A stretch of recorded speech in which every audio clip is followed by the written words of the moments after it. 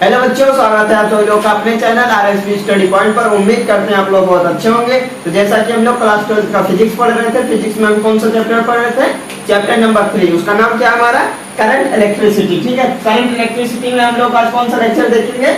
Lecture number 6, यानी lecture number 5 तक हम लोग कंप्लीट कर चुके हैं। उसका लिंक आपको डिस्क्रिप्शन में मिल जाएगा और आई बटन पे भी मिल जाएगा। ठीक है, तो चलिए ठीक है, हम पढ़ते हैं अपना। अगर मान लीजिए आप लोग क्या करते हैं, भूल जाते हैं आई बटन या डिस्क्रिप्शन चेक करने के लिए, फिर आप क्या लेक्चर एंड हो जाता है, फिर आप दूसरे दिन आते हैं, फिर आपको लेक्चर मिलता नहीं है। अगर जैसे चैनल सब्सक्राइब नहीं किए तो आप, तो उसमें क्या करेंगे आप? तो उसमें आपको डायरेक्ट लिखना क्या है, सिर्फ छोटा सा लिखना है जो आपको पढ़ना है। फिजिक्स पढ़ना, फिजिक्स बाई आरएसपी सर लिख देना या आरएसपी लिख देना। ठीक है, तो आपको क्या होगा, ये हमारी जितनी भी फिजिक्स की वीडियो है वो आपके सामने आ जाएगी। जैसे कि यहाँ पे क्या है, पहला चैप्टर है आपका, सेकंड चैप्टर है, ये थर्ड चैप्टर चल रहा है। ठीक है, तो वो सब भी मिल जाएगा आपको। चलिए फिर स्टार्ट करते हैं आज का लेक्चर। आज का लेक्चर का हमारा क्या देखेंगे? हम कल देखे थे उसमें क्या, ग्राफ, मतलब IV ग्राफ में क्या होता है, VR ग्राफ में क्या होता है। ठीक है, ये सब हम देखे थे। अगर मान लीजिए हम क्या करते थे, उसमें स्लोप बढ़ाते थे तो क्या होता था, रेजिस्टेंस भी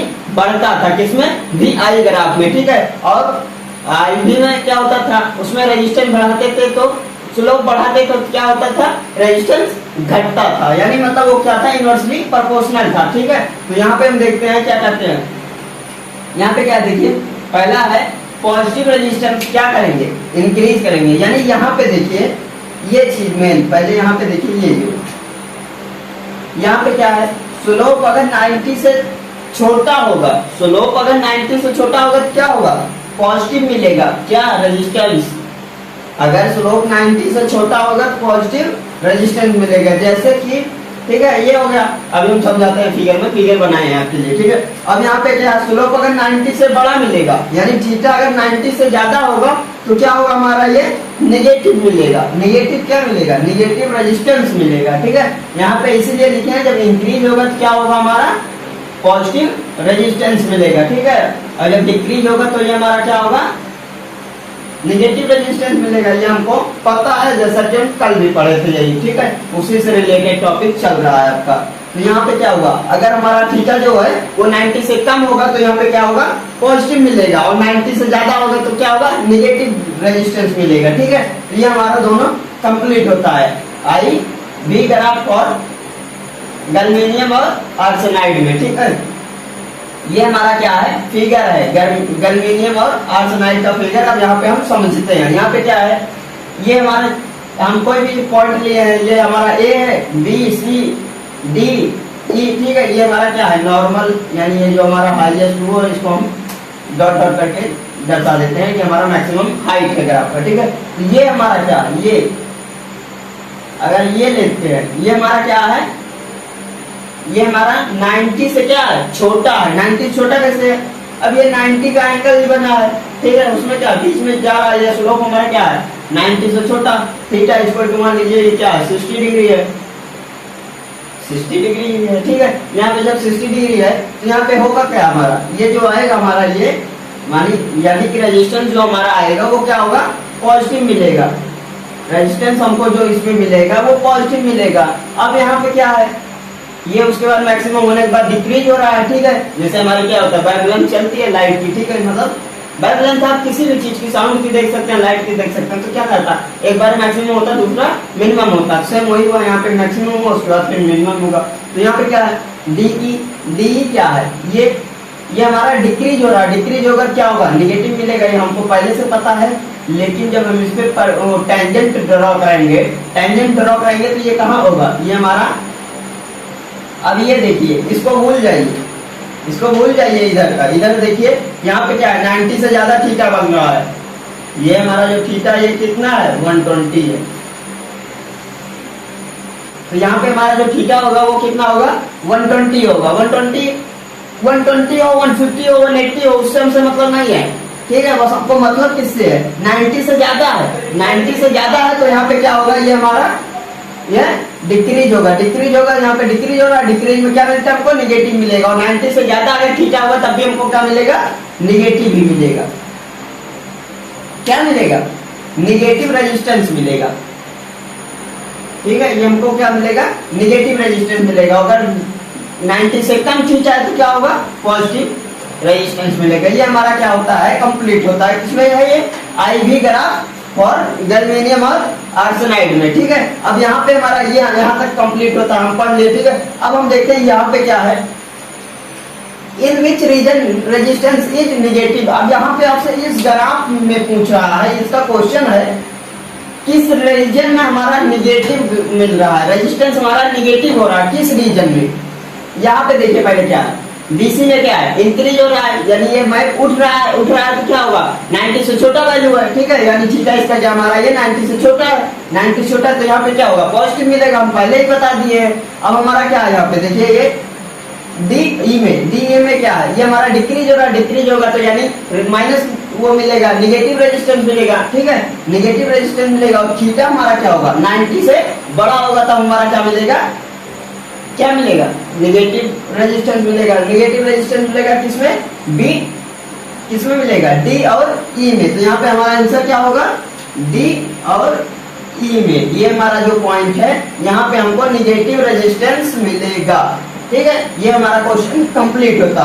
अब हमारा दूसरा क्वेश्चन कहता है in which region Ohm's law is followed, मतलब यहाँ पे किस रीजन में ओम्स लॉ फॉलो करेगा। ओम्स लॉ ओम्स लॉ कैसे फॉलो करता है, ओम्स लॉ जो यूनिफॉर्म स्ट्रेट लाइन हो उसी में फॉलो करता है। और इसमें क्या है, देखिए यहाँ पे क्या है, BC वाली लाइन जो है वो हमारी क्या है, यूनिफॉर्म है। अगर हम सीधा ऐसे करें तो ये हमारे क्या है, यूनिफॉर्म है, ठीक है। यहाँ पे हमारा ओम्स लॉ फॉलो होगा। दूसरी लाइन जो हमारी है DE की, ये क्या है, लहराती हुई जा रही है, यहाँ पे डिक्रीज और फिर यहाँ पे उठ जा, मतलब ये क्या लहराती हुई जा रही है, जिससे क्या होता है, नदी का पानी बहता है, ठीक है, उस हिसाब से ये जा रहा है। तो यहाँ पे क्या होगा, ये हमारा इसमें ओम्स लॉ फॉलो नहीं होगा। तो हमारा आंसर इसका क्या होगा, BC में हमारा क्या होगा, ओम्स लॉ फॉलो होगा, BC में, ठीक है। ये हमारा इसमें क्या है, नेगेटिव रेजिस्टेंस मिलेगा किसमें, DE में। और यहाँ पे क्या है, BC में हमारा क्या होगा, ओम्स लॉ फॉलो करेगा, ठीक है। ये हमारा कंप्लीट होता है।